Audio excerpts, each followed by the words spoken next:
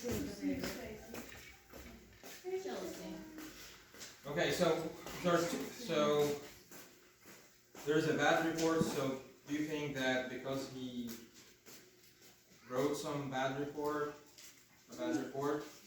But yes, your answer is right because his father favored him. So in verse 3, now Israel loved Joseph more than any of his other sons, and he brought him this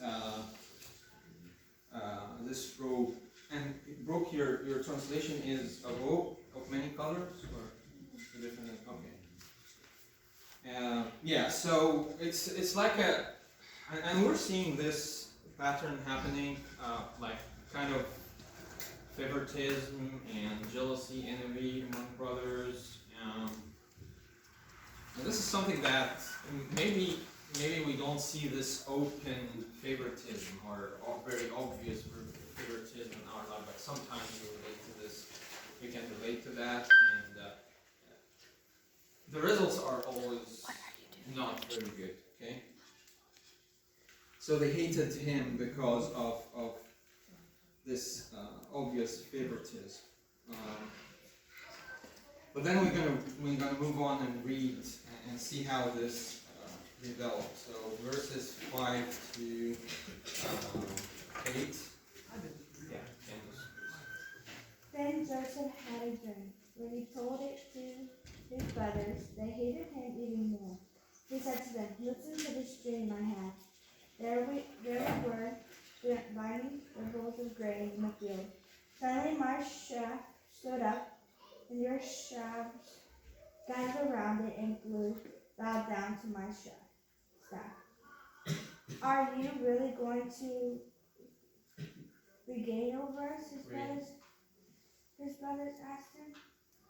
"Are you really going to rule us?" So they hated him even more because of his dream and what he had said. Yeah, so now the hate increases, and for what reason?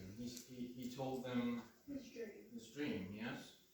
And because of that, they begin to hate him more, because they understood that the dream say that he's going to rule over them, and they became very, very upset. And they begin, so it started by hate because of favoritism. Now this young 17 years old telling his older brothers that he's going to be, the ruler. And one other point about the robe. So the robe of many color here could mean, in ancient Near Eastern context, could mean that his father is preparing him to be his heir. This is a possibility.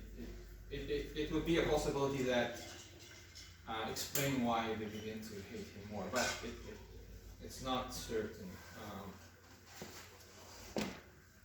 Okay, so we begin to tell dreams. Then in verse 9, I'm going to read this passage from 9 to 11. Then he dreamed another dream. So again, things are moving on. And told it to his brothers and said, "Behold, I have dreamed another dream." Okay? "Behold, the sun, the moon, and 11 stars were bowing down to me." But when he told it to his father and to his brothers, his father rebuked him and said to him, "What is this dream that you have dreamed?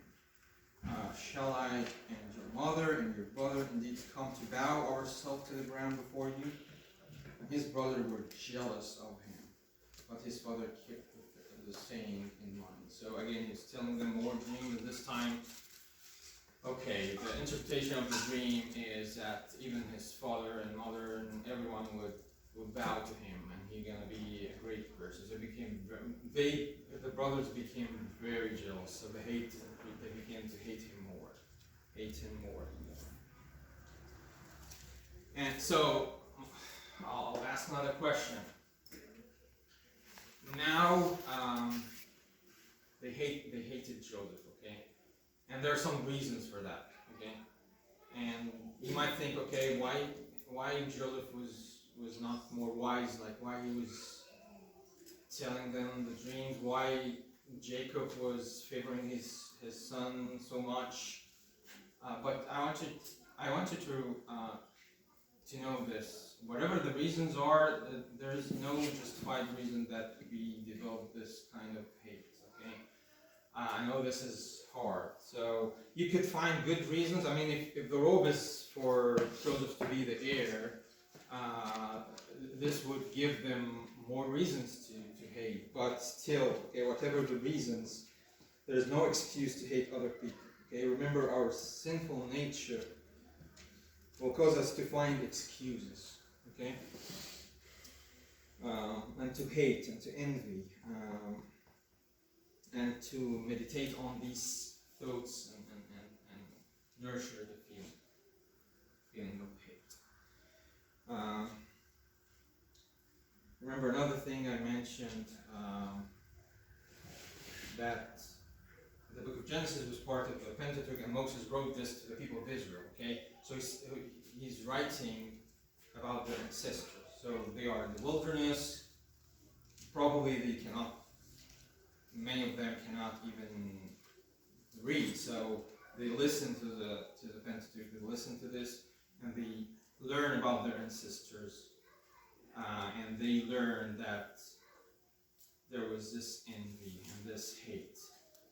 So for them, it was a lesson that they will not do like their ancestors. They will not hate. They will not, even if something started, they will not let it accelerate and develop. Okay.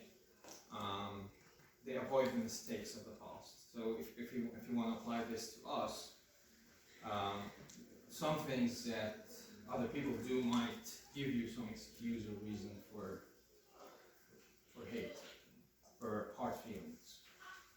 But it's good to catch yourself early and repent, and do not meditate on these thoughts, because the results may be very, very bad, as we'll see from the story. Okay, so who wants to read from verse 12, take us to 17, check on them. And he went on this journey to the south, to Jotun. I'll continue reading from verse 18. They saw him from afar. So the brothers saw him from afar, and before he came near to them, they conspired against him to kill him. They began to. So I want you here to notice the hate increases to the degree that when they had a chance, they began to conspire to kill him. They said to one another, "Here comes the dreamer.